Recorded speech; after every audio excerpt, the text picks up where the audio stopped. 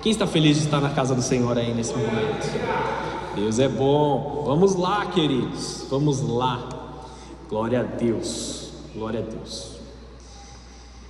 Como eu disse para vocês, o tema da mensagem de hoje é: eis que vem o noivo sair ao seu encontro.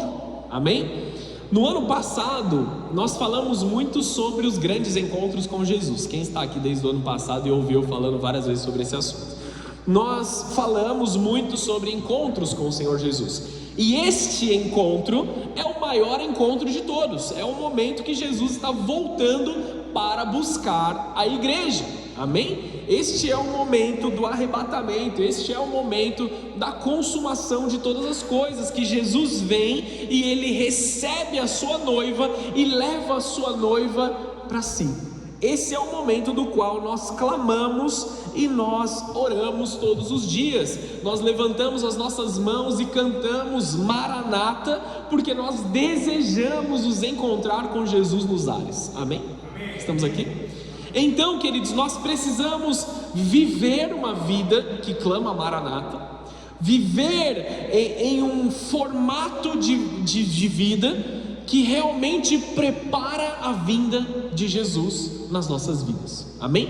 Para que nós possamos entender essa mensagem, abra sua Bíblia comigo em Mateus capítulo 25, no versículo 1. Abra lá comigo, em nome de Jesus. A gente vai ler do versículo 1 até o versículo 13.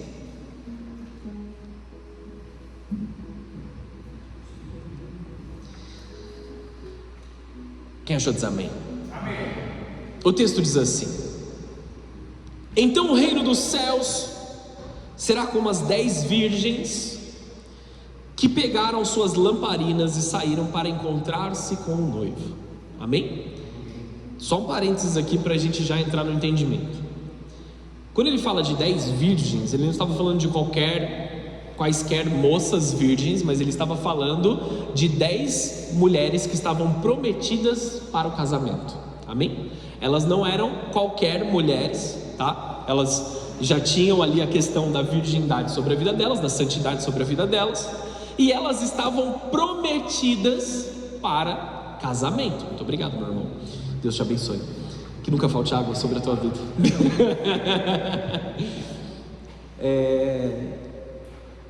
Por que eu vou zoar, cara? Eu me perco, meu Deus, cara.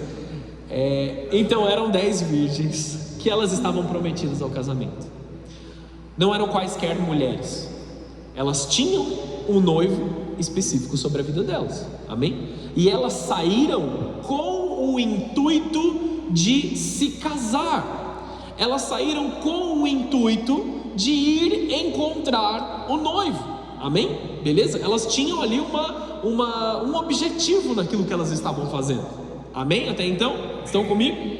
Então o versículo 2 diz assim: 5 delas eram insensatas e 5 eram prudentes. As 5 insensatas não levaram óleo suficiente para as lamparinas, mas as outras 5 tiveram o bom senso de levar óleo de reserva. Amém? Como o noivo demorou a chegar, todas ficaram sonolentas e adormeceram. À meia-noite foram acordadas pelo grito: vejam, o noivo está chegando, saiam para recebê-lo. Ou em outras versões, sair ao teu encontro.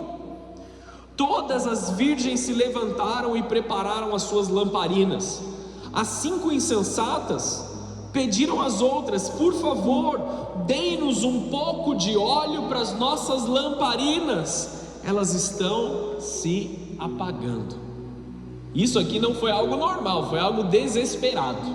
Amém? Foi um clamor desesperado de 5 noivas que não haviam se preparado para esse momento. Elas estavam desesperadas. As outras, porém, responderam: não temos o suficiente para todas. Vão e comprem óleo para vocês. Não é que elas não queriam dividir, é que se elas dividissem, elas ficariam sem. Amém? Não é que elas não queriam, não é? Elas não tinham maldade ali naquele momento, mas eu não posso te dar, se eu te dar eu vou ficar sem, aí a sua lamparina vai apagar e a minha lamparina vai apagar. Quando estavam fora comprando óleo, o noivo chegou. Então as 5 que estavam preparadas entraram com ele no banquete de casamento, e a porta foi trancada. Tem uma porta que ela vai se trancar, amém, amados? Entenda isso. Tem uma porta que ela vai se trancar.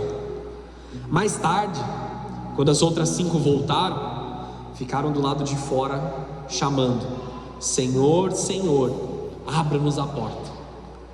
Mas ele respondeu: a verdade é que não as conheço. Portanto, vigiem, pois não sabem o dia nem a hora da volta. Amém? Feche os teus olhos, abaixa sua cabeça. Vamos fazer uma oração aqui. Esse texto é um texto muito pregado e muito ministrado, mas ele precisa trazer temor aos nossos corações nessa noite. Senhor Jesus, nós queremos orar por isso. Nós queremos orar por um santo temor na Tua presença,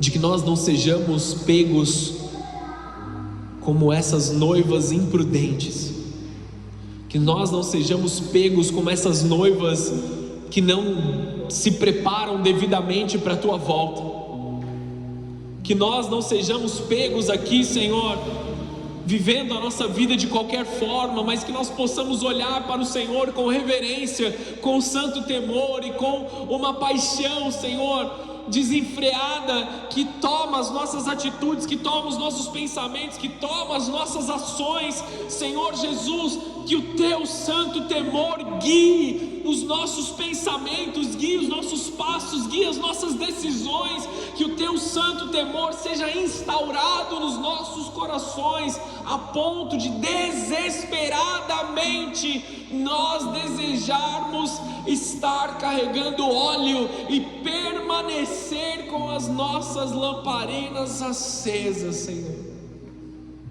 A Tua palavra diz, Senhor, que a nossa responsabilidade é manter o fogo no altar queimando, e que o altar do nosso coração, Senhor, esteja queimando, Senhor, continuamente na Tua presença. Que o altar do nosso coração, Senhor, não cesse de queimar na Tua presença. O que eu oro nessa noite aqui, Senhor, pela vida dos Teus filhos, aqueles que estão aqui nessa igreja e aqueles que não puderam estar nesse culto nessa noite, Senhor, o que eu oro pela vida dos Teus filhos é que o santo temor do Senhor gere em nós uma constância na Tua presença. Gere em nós, Senhor, um crescimento constante na Tua presença, uma aceleração constante na Tua presença, um fogo que queima, Senhor, sempre na mesma intensidade na Tua presença, um fogo que se mantém, Senhor, dia após dia, noite após noite, no mais alto monte e no mais baixo vale, Senhor, que nós possamos ser constantes em Te buscar, constantes em Te encontrar, constantes em ter um santo temor pela Tua presença. Arranca de nós todo tipo de mistura, todo tipo de concessão, Senhor, com as trevas. Todo tipo de relacionamento contrário seja tirado dos nossos corações, do nosso desejo. Que nós estejamos constantes na Tua presença, em nome de Jesus. Em nome de Jesus. Você pode aplaudir ao Senhor nesse momento?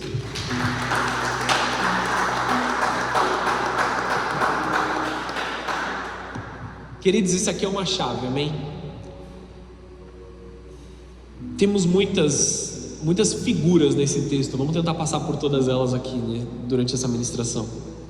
Mas a primeira que eu quero falar com vocês é a lamparina. A lamparina precisava ficar acesa, amém? Por quê? Porque elas tinham um objetivo, amém? Como eu disse, elas estavam indo para o casamento, amém?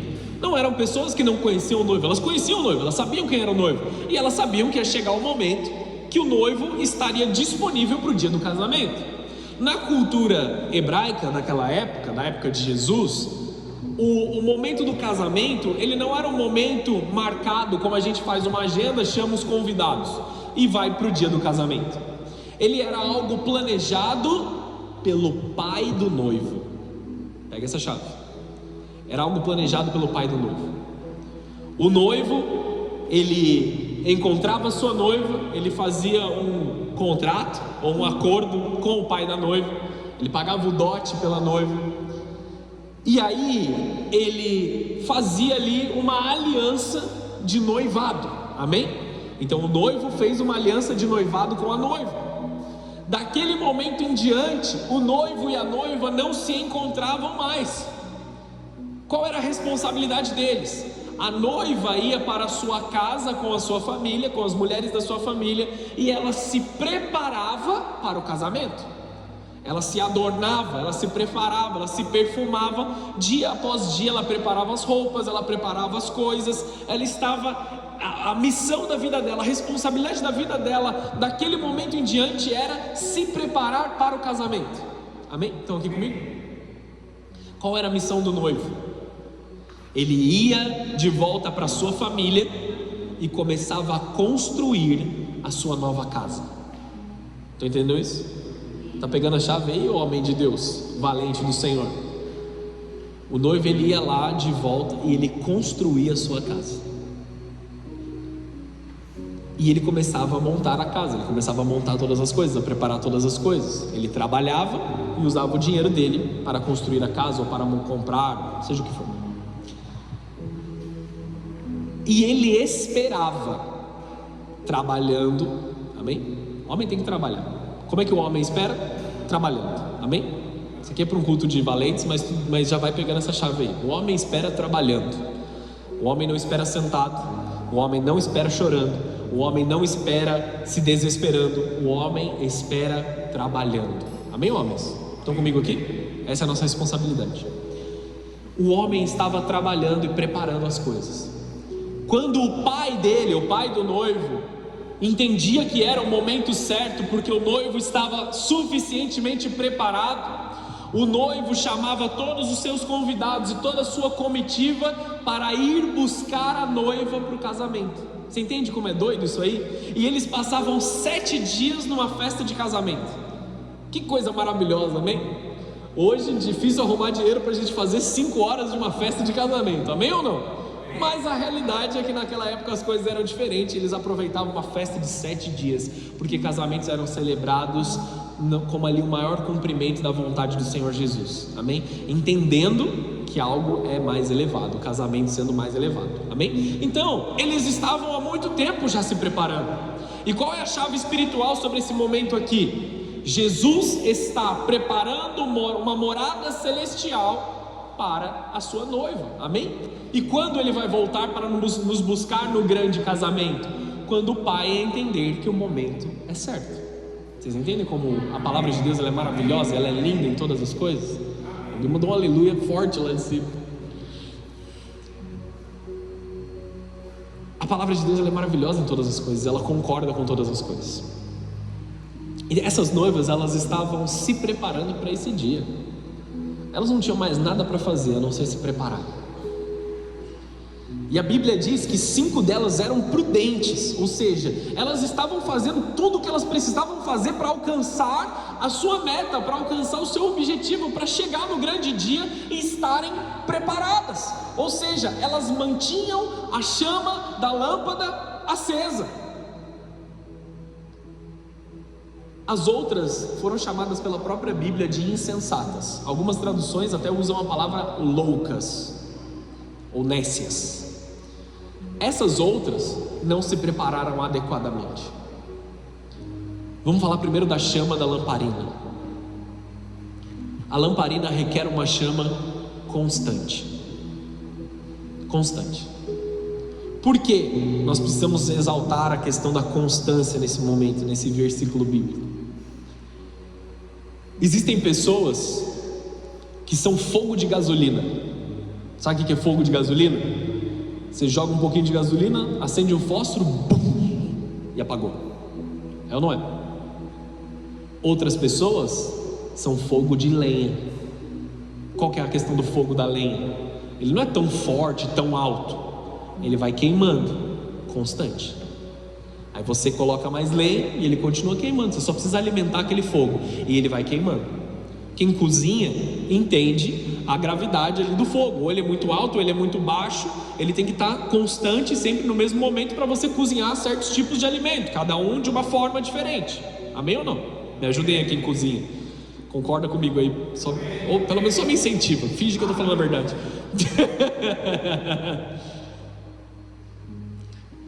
A constância faz parte da marca do cristão.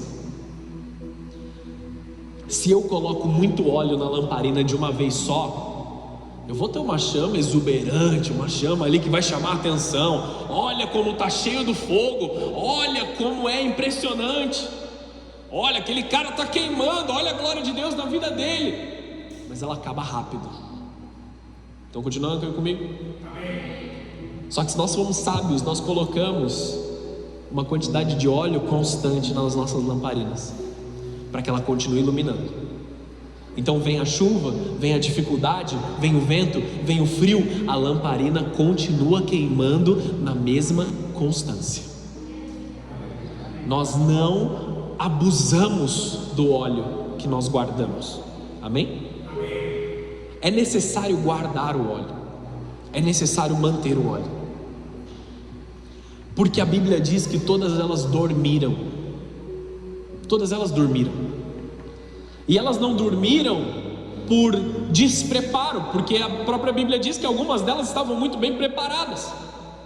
Elas dormiram porque existe um momento nas nossas vidas que nós estamos ali ausentes do controle da situação. Existem momentos em que é retirado de nós o completo domínio ou as decisões que nós podemos tomar. Algumas decisões são tomadas por nós, e a questão aqui agora é: quanto óleo você vai ter guardado em você nos momentos de pressão? Da onde vem o óleo? Da onde vem esse óleo? Vem das azeitonas. Amém? Deixa eu trazer uma figura profética aqui para vocês. Deixa eu achar o texto aqui rapidão, que eu me perdi no meu esboço. Passei longe do meu esboço já. Em Mateus 26, no versículo 40, coloca aí pra gente. Você conhece esse texto? Mateus 26, versículo 40. Jesus está dizendo para os seus discípulos. Depois ele voltou aos discípulos e os encontrou dormindo.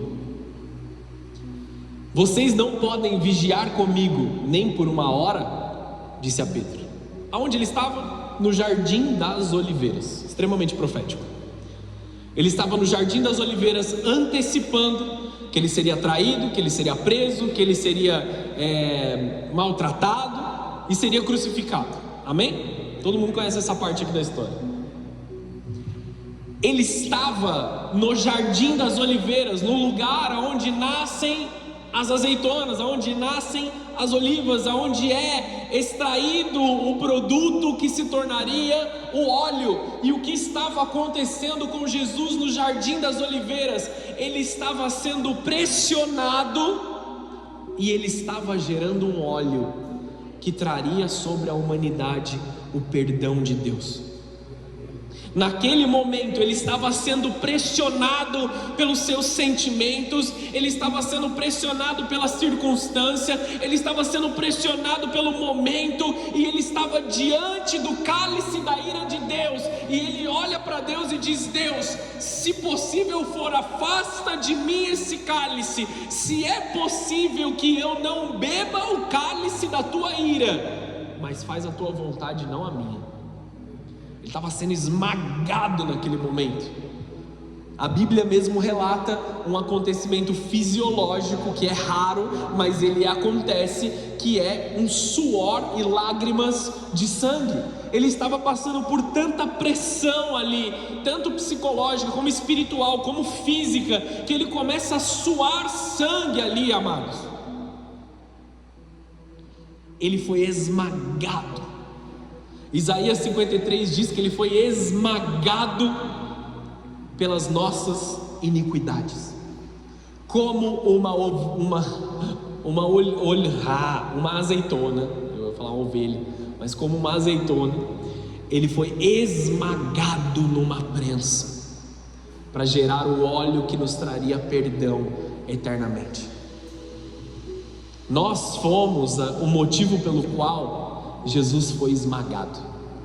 Nossos pecados foram o motivo pelo qual ele foi pressionado no Getsemane, nesse lugar, aonde ele gerou um óleo puro que manteria a chama acesa por toda a eternidade. E não há nenhuma novidade nas nossas vidas que eu e vocês seremos esmagados, amados.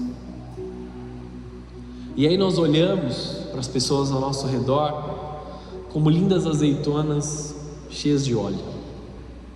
E nós não podemos dizer de nós mesmos que estamos cheios de óleo. Eu não posso dizer que eu estou cheio do óleo, cheio da presença de Deus por mim mesmo. O que prova que existe óleo guardado dentro de mim? O momento que eu sou esmagado. Continua aqui comigo? Exemplo muito simples. Se nós temos uma laranja, eu falei isso aqui algumas vezes. Se nós temos uma laranja aqui na nossa mão, você corta a laranja e você espreme a laranja. O que sai de dentro da laranja? Suco de laranja. Tem que ser, amém ou não? Se você tem uma laranja, tem que sair suco de laranja, amém? Se saiu alguma outra coisa, saiu água de coco, alguma coisa está errada, amém? Se você é cristão e você está sendo esmagado, tem que sair Cristo de dentro de você. Continua comigo aqui? Por que eu estou dizendo isso? Porque se no momento que você é esmagado, no momento que você é pressionado, de dentro de você saem os palavrões, a murmuração, você bate o pé, você dá showzinho, talvez você não esteja guardando o óleo da forma correta. A realidade é que todos nós seremos pressionados, amém? Não estou profetizando algo ruim na tua vida, nós seremos pressionados. Eu mesmo, há 2 semanas atrás, fui extremamente pressionado no meu ambiente de trabalho. Não perseguido por ser cristão, nada a ver com isso, mas eu tive uma dificuldade de trabalho, eu fui pressionado ali, as minhas emoções foram pressionadas, eu fui esmagado. E aí as outras pessoas olharam para mim e começaram a falar assim: poxa Henrique, que legal, cara, você é um cara paciente. Mal sabiam eles que eu estava louco para sentar a mão na orelha de alguém, mas o Espírito Santo que habita em mim deu uma segurada. O velho homem talvez teria errado, e eu reconheço aqui totalmente diante de vocês que a minha vontade no meio dessa situação era de chutar o pau da barraca, xingar mesmo, brigar e falar um monte de coisa lá, porque por mais de tudo que acontecesse, eu ainda estava certo. Dessa vez eu realmente estava, nem sempre acontece. E a gente começou a ser pressionado, meu time começou a ser pressionado, e eu como líder ali tive que fazer a defesa da equipe lá. E para mostrar que nós estávamos certos sem brigar, foi muito difícil, foi custoso. Tive que perdoar ofensas, tive que perdoar atitudes erradas, tive que controlar egos de certas pessoas, dizer: ó, calma aí, segura aí, você não vai falar essa bobeira que você quer falar não, deixa que eu resolvo, deixa comigo. Sem falar nenhum palavrão, sem descontrolar, sem gritar, sem bater na mesa, como muitos fazem, com uma conversa de adultos saudáveis, a gente chegou em outro lugar. E esse foi o momento que eu glorifiquei a Cristo, que falaram: poxa, parabéns, você é paciente. Eu não sou paciente, Jesus que habita em mim é que preparou. Jesus que habita em mim é que fez todas essas coisas acontecerem. E eu realmente vou confessar aqui para vocês, amém, amados? Não conta para ninguém, beleza? Não conta para ninguém. Quando eu saí dessa reunião que foi extrema, eu falei: Jesus, o Senhor realmente habita na minha vida, porque eu mesmo já tinha saído daquele lugar faz tempo. Se fosse por mim, a briga estaria instaurada. Está entendendo aqui? A pergunta é: você lembra a última vez que você passou por uma situação como essa? como você reagiu? Porque não é novidade, todo mundo vai passar, amém? O seu trabalho provavelmente você já passou, talvez você tenha passado essa semana por alguma coisa muito parecida, com a sua família, no seu trabalho, em algum lugar. A todos os momentos nós somos pressionados, a todos os momentos nós somos demandados coisas que talvez nós não gostaríamos de ser demandados.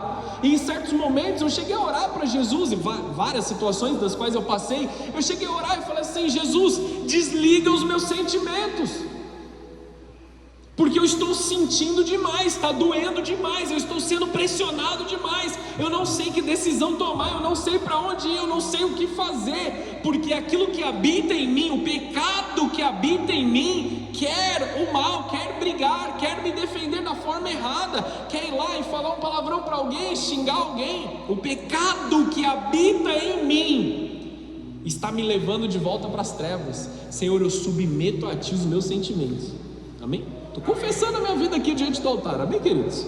Participe dessa pregação junto comigo. E não é novidade nenhuma que você vai ser pressionado em alguns momentos. Todos nós, amados, como essas virgens, elas dormiram em algum momento, elas foram pressionadas. A luz se apagou, só sobrava um pouquinho daquela lâmpada, da lamparina que elas tinham ali, que queimava. E como muitos se comportam nesse momento? Porque veja bem, nós estamos falando das noivas de novo. O que significa nós falarmos de 10 noivas? Nós estamos falando da igreja de Cristo, daqueles que estão dentro da igreja, não daqueles que estão fora da igreja, amém? Guarda isso. Nós estamos falando daqueles que são cristãos, daqueles que conhecem e amam a Jesus. 10 pessoas representando a igreja toda de Jesus, beleza? Não são pessoas de fora, não são pessoas que não conhecem Jesus, são pessoas que conhecem Jesus na plenitude, como nós o conhecemos, amém? Quando muitos são pressionados, aqueles dentro da igreja, como eles escapam da pressão? Como você escapa da sua pressão?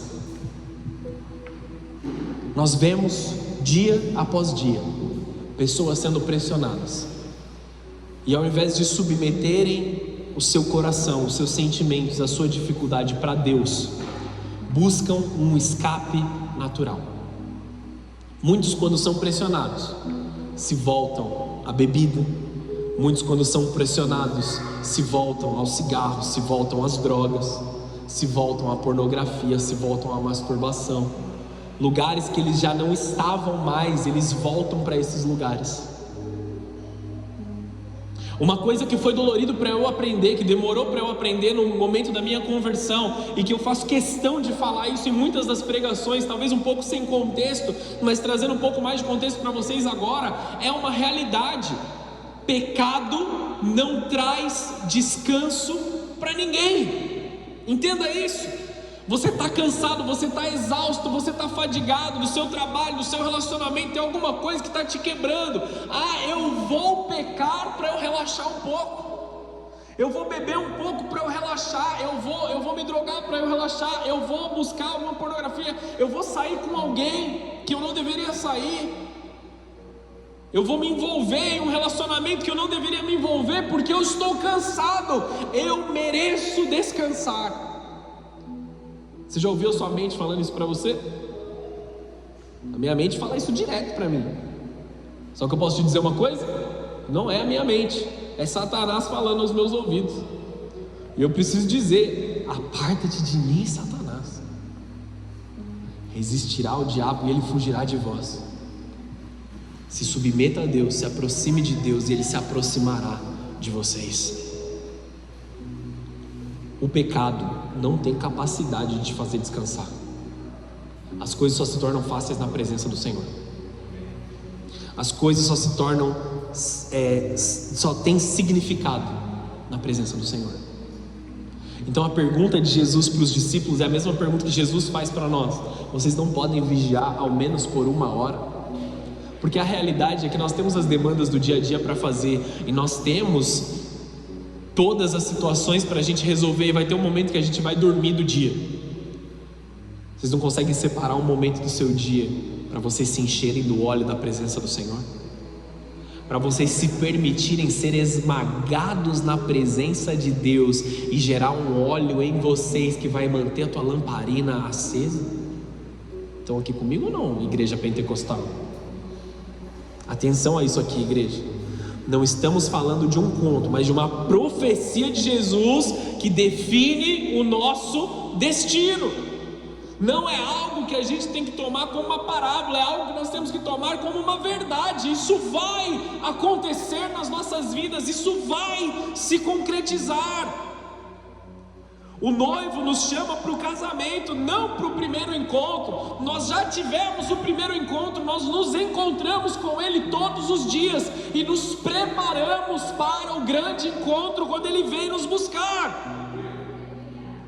O arrebatamento é a consumação de uma vida de encontros diários, amados, de perdão, de temor com a graça do Senhor Jesus. Nós precisamos nos encontrar em temor a Ele. Nós precisamos ter dentro de nós um santo temor que não nos deixa sair da onde o Senhor está.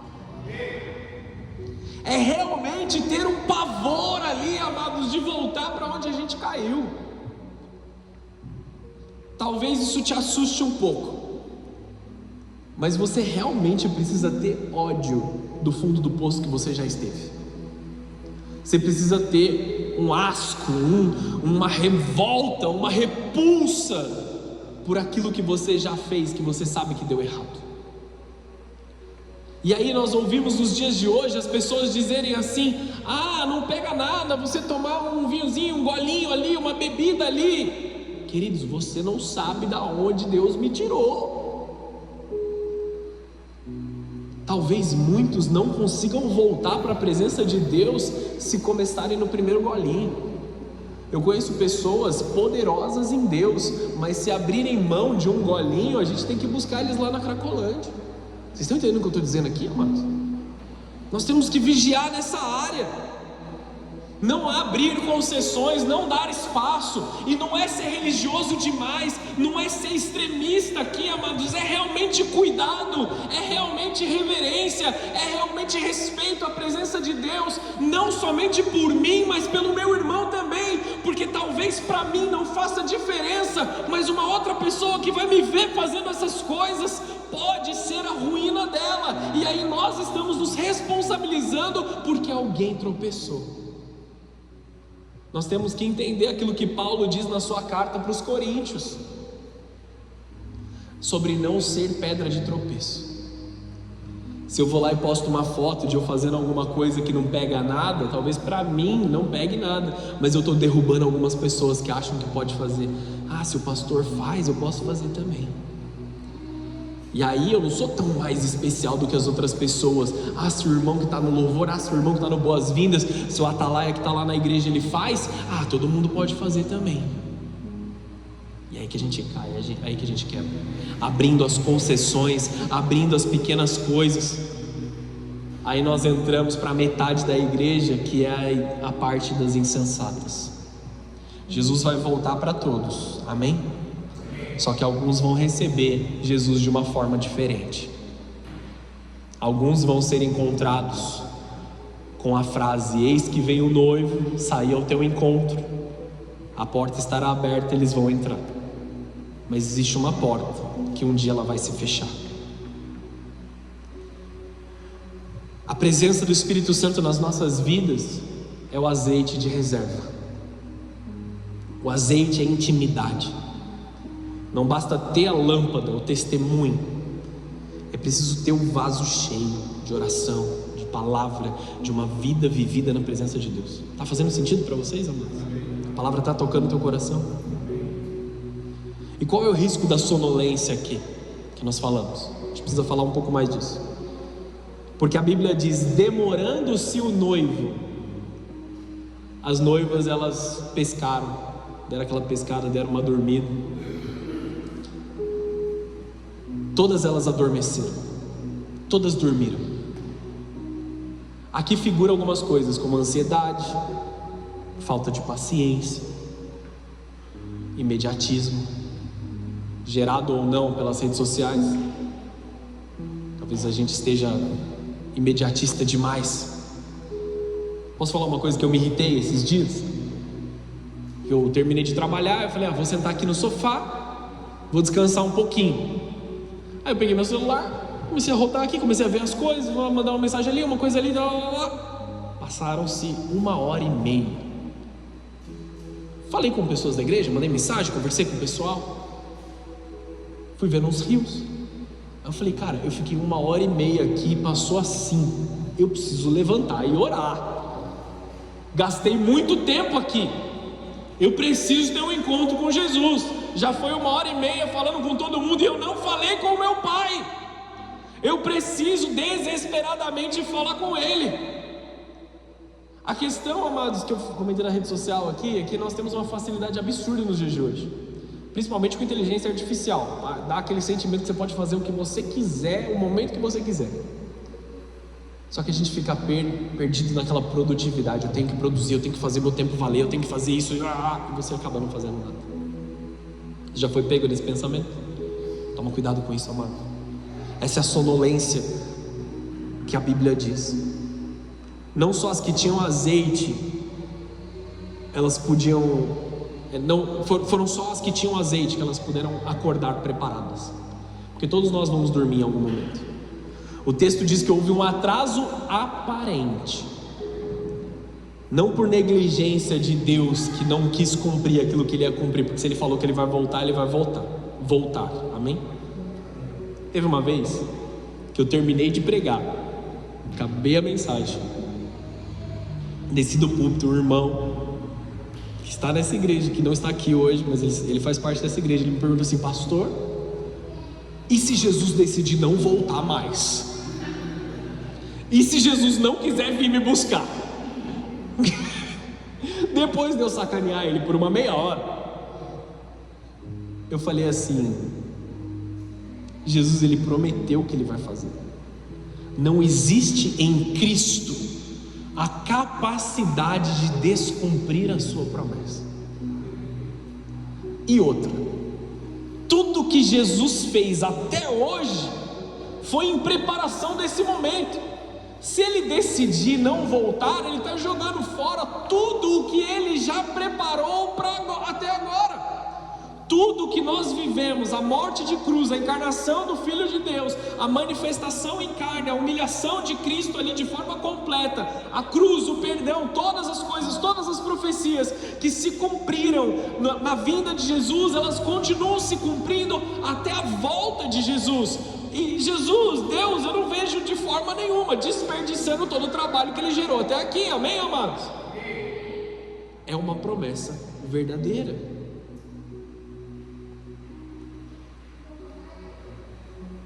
Então ele vai voltar sobre as nossas vidas.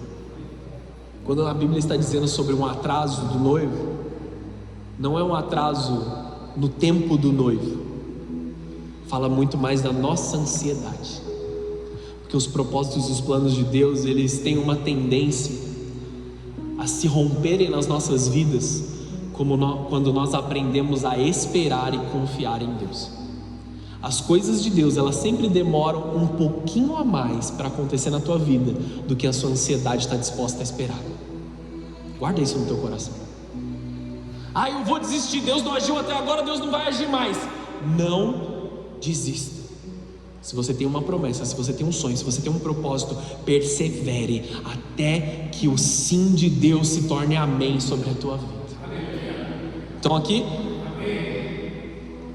Em primeiro lugar, então, é percebido um atraso pela ansiedade, a falta de paciência humana, ao viver uma caminhada com Deus e entender que é uma peregrinação que requer tudo de nós. Caminhada com Deus não é fogo de gasolina. Você não vai correr 50 metros rasos e você chegou. É uma peregrinação que talvez para alguns tenha começado hoje, alguns começou 10 anos atrás. Você está caminhando, você vai continuar caminhando até ele voltar. Amém? É uma peregrinação, a gente está no caminho. Amém? Não para de caminhar. Vai custar tudo que você tem, vai custar todos os dias da sua vida, e ao mesmo tempo vai te abençoar todos os dias da tua vida. Vai abrir portas todos os dias da tua vida enquanto você está caminhando. Não é algo que nós caminhamos para uma recompensa futura, mas é algo que enquanto nós caminhamos na presença dEle, Ele derrama bênção sobre nós todos os dias. Manter o azeite em nós, Ele tem benefícios todos os dias. O sacrifício, ele é recompensado nas nossas vidas quase que imediatamente. Mas por que nós não percebemos isso? Porque estamos ansiosos demais por algo que nós não temos. Não dá tempo de eu falar sobre esse assunto, mas hoje você está vivendo coisas das quais há um ano atrás você estava orando e que elas eram quase que impensáveis de você viver. Você sabe disso. Só que a gente é ansioso demais pelo nosso futuro e nós não reconhecemos que nós estamos em um lugar que nós oramos tantos anos para viver. Amém ou não? Eu lembro de alguns anos atrás eu estar orando: Deus, eu queria poder comprar 20 cadeiras para levar para a igreja. Nós temos mais de 20 cadeiras na igreja hoje. Vocês estão entendendo ou não estão entendendo? Em segundo, nós temos um Deus que se importa com a sua noiva e a sua igreja, e Ele está preparando todas as coisas por misericórdia daqueles que vão se salvar. Ele não quer que a gente sofra aqui no mundo enquanto nós dormimos. Ele tem misericórdia das nossas vidas, Ele deseja cuidar de nós. Então Jesus nos diz: você não pode vigiar nem que seja 1 hora comigo? Você não consegue acender a sua lâmpada e permitir ser esmagado na minha presença por 1 hora sequer no seu dia, para que você possa se encher do azeite mais uma vez? Você não pode deixar Jesus entrar na tua vida mais uma vez? Existe um clamor no fim dos tempos: saí ao teu encontro, eis que vem o noivo, saí ao teu encontro. É um momento maravilhoso. João viu isso acontecendo. Em Apocalipse 4, no versículo 1, ele vê o seguinte: então quando eu olhei, eu vi uma porta aberta no céu, e a mesma voz que eu tinha ouvido antes falou comigo como um toque de trombeta, e a voz disse: suba para cá, e eu lhe mostrarei o que acontecerá depois dessas coisas. Havia uma porta aberta nos céus, e ela estava dizendo assim: sobe para cá e entra. Esse é o mesmo convite que Jesus tem para as nossas vidas nesse momento: sobe e entra. Existe algo no temor de Deus que nós precisamos subir e entrar. Vai haver um momento, igreja, em que essa porta vai ser trancada. E eu preciso te dizer uma coisa muito urgente. Se nós estamos falando de 10 noivas, 5 entraram logo de cara porque elas carregavam óleo. As outras 5 tiveram que encontrar, tiveram que ir buscar, tiveram que arrumar algum óleo que elas não tinham. E isso traz para nós um alerta muito grande, porque não somente nesse texto, mas em vários outros textos da palavra de Deus, diz que metade da noiva fica e não recebe Jesus no arrebatamento. Eu preciso te dizer isso. Existem muitos teólogos que chamam os 50% de Deus. Eles dizem e eles afirmam, segundo a palavra de Deus, que metade da igreja, ou metade daqueles que frequentam a igreja apenas, serão arrebatados. Estão me entendendo isso aqui? Eu não estou falando de tribulação, né? Não, estou falando de ser salvo. Amém? Estou falando de salvação.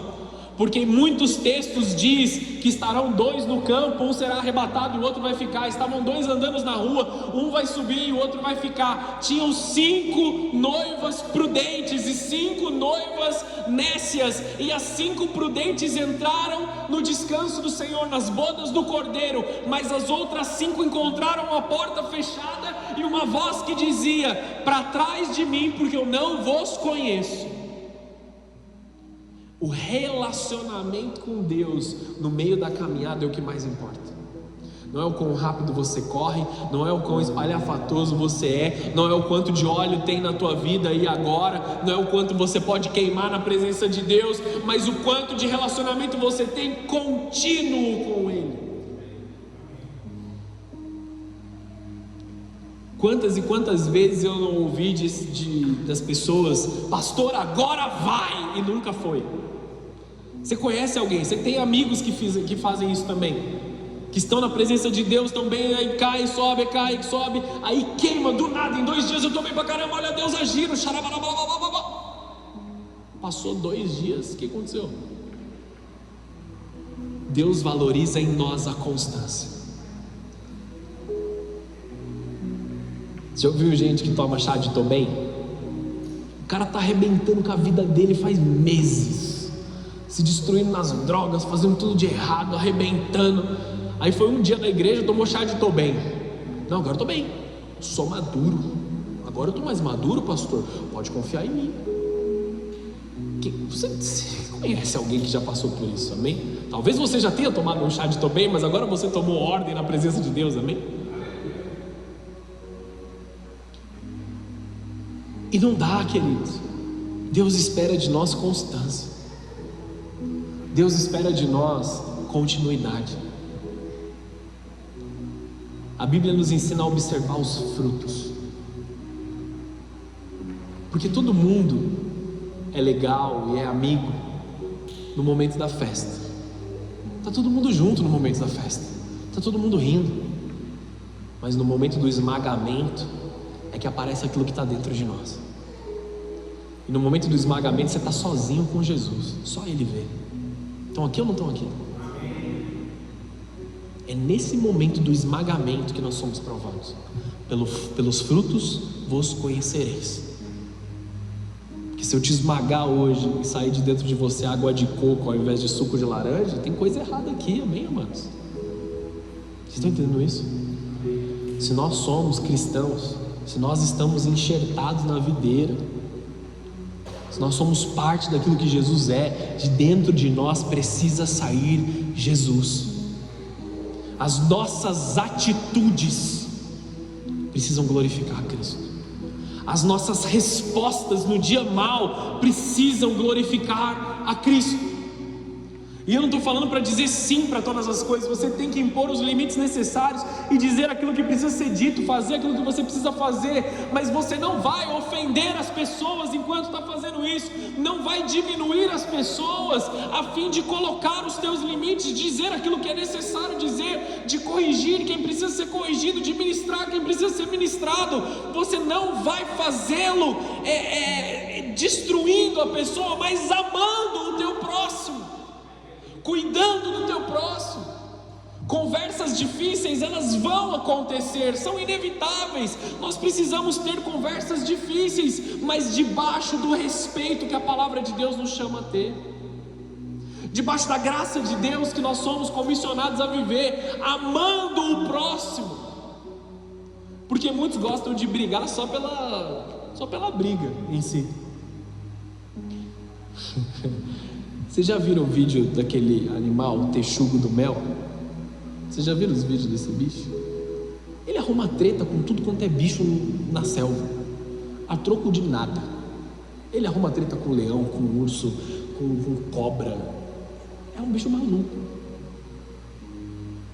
E tem cristão que é o cristão tipo texugo do mal. Arruma treta com todo mundo. Do nada tá brigando, do nada tá xingando os outros, do nada tá ali, você não sabe o que fulano fez, a gente tem que arrumar uma treta aqui, vamos lá comigo. Dá uma segurada aí. O texugo é um bichinho pequenininho assim, pequenininho, cheio das tretas. Estão entendendo o que eu estou dizendo? A nossa atitude tem que ser uma atitude de Cristo. A nossa atitude tem que ser uma atitude de graça, de cuidado, de amor. Porque vai chegar o dia que essa porta vai estar fechada. A porta está aberta hoje, amados. Tem uma porta aberta hoje. Tem uma porta disponível diante de você hoje que Jesus está dizendo: suba e entra. A única coisa que Ele requer de você para passar por essa porta é temor. É temor. Um dia nós temos que temer ouvir a frase: não vos conheço. No grande dia eu quero ouvir Jesus dizendo assim: entra no teu descanso, servo bom e fiel. Eu quero realmente conhecê-lo enquanto eu estou aqui. para passar a eternidade com Ele. É maluco a gente pensar, amados, que nós queremos passar uma eternidade com Jesus. Quero passar toda a eternidade com o meu Senhor Jesus. Só que eu não dou tempo, não dou atenção para Ele no meu dia a dia. Para que você vai passar a eternidade com Jesus se você não passa tempo com Ele agora, onde você está? Para que você quer isso que você quer? Estão entendendo o que eu estou dizendo? Chego no fim dessa mensagem com esse versículo aqui. Nossa, muito espontâneo vocês, nossa.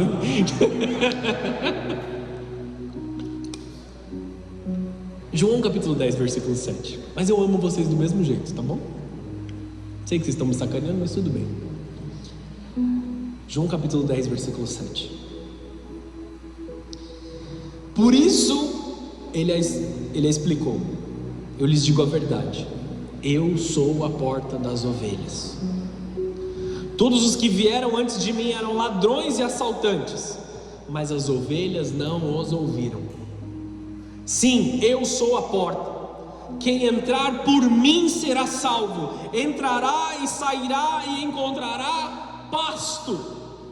O ladrão vem para roubar, matar e destruir. Eu vim para lhes dar vida, uma vida plena que satisfaz. Existe uma porta aberta para pastos verdejantes. Existe uma porta aberta para a eternidade. Jesus é a porta e Ele nos convida para entrar através dEle, através da glória dEle. É que nós podemos viver essa presença magnífica. Essa porta um dia vai se fechar, amados, mas ela está aberta nesse momento. Qual é a minha missão e a sua missão? Fazer parte da igreja que é sábia, fazer parte da igreja que é ávida e viva, com óleo carregando, enquanto Jesus está voltando. Tiremos de nós todo tipo de insensatez, amados, todo tipo de omissão, todo tipo de mistura. Se a gente colocar água no óleo, ele não vai queimar do mesmo jeito. Se a gente colocar outros líquidos no óleo, ele não vai queimar do mesmo jeito. A chama vai subir e descer. Precisa ser um óleo puro, um óleo contínuo para atender uma chama contínua, para sermos constantes na presença dele até o momento que a porta se feche. É uma peregrinação. Se você sair correndo agora, você vai se cansar. Anda numa frequência que você pode continuar andando. Estão entendendo o que eu estou dizendo? Conforme você vai gastando óleo, vai se enchendo de óleo. Se você vai acelerar na presença de Deus para executar alguma coisa, você precisa se encher de óleo exatamente proporcional ao quanto você está gastando de óleo. Por isso que a Bíblia diz: a quem muito é dado, muito será cobrado. Então se você faz muito, se enche muito de óleo, porque tem gente que se exaure muito rápido. Tem alguns que por fazer apenas uma coisinha na presença de Deus, já estou cansado, eu preciso descansar. Nós precisamos nos encher de Jesus. Nosso descanso está em sermos ungidos por Deus, sermos ungidos pela presença de Deus nas nossas vidas. Continuam comigo, queridos? A graça requer compromisso. Rejeitar a Deus é atrair para nós as dificuldades desse mundo, porque nós damos acesso ao ladrão. Se nós rejeitamos a porta que é Jesus, nós damos acesso ao ladrão. Aí seremos roubados. Aí vamos ser destruídos. Os imprudentes são pessoas que amam sim a Jesus. Eles receberam a graça para a salvação, só que eles vivem sem óleo na sua vasilha. Eles até almejam ter alguma coisa, mas eles almejam que os outros os deem. Eles mesmos não querem ser pressionados. As nécias, elas não quiseram ser pressionadas. Elas dormiram e ficaram de boa. Quando elas acordaram desesperadas, compartilha óleo comigo. Você que tem vida com Deus, compartilha comigo. E queridos, nós não vamos ser salvos porque a gente conhece alguém que ama a Deus. Nós não seremos salvos porque nós somos amigos de alguém. Eu conheço o pastor fulano, eu sou amigo dele, a gente come junto direto, então eu estou mais próximo de Deus por causa dele, que ele pode estar próximo de Deus, mas você talvez não. Se estiver idolatrando alguém, pior ainda, você deu até um passo para baixo. Eu tenho um amigo que ele ora todos os dias por mim. Glória a Deus, ora pelo teu amigo também, seja um bom amigo. Amém ou não? Nós não seremos salvos pelas orações dos outros, amém? Nós estamos aqui sim porque alguém orou por nós, alguém nos evangelizou, alguém trouxe. Agora recompensa o teu irmão, ora por ele, ora por outra pessoa, amém ou não? Nós precisamos encher as nossas vasilhas. Existe um momento que a porta vai fechar, mas a porta ainda está aberta. Vigiai, pois não sabeis o dia nem a hora. Amém, amados? Feche os teus olhos, abaixe sua cabeça. Se o pessoal do louvor quiser vir aqui para a gente encerrar.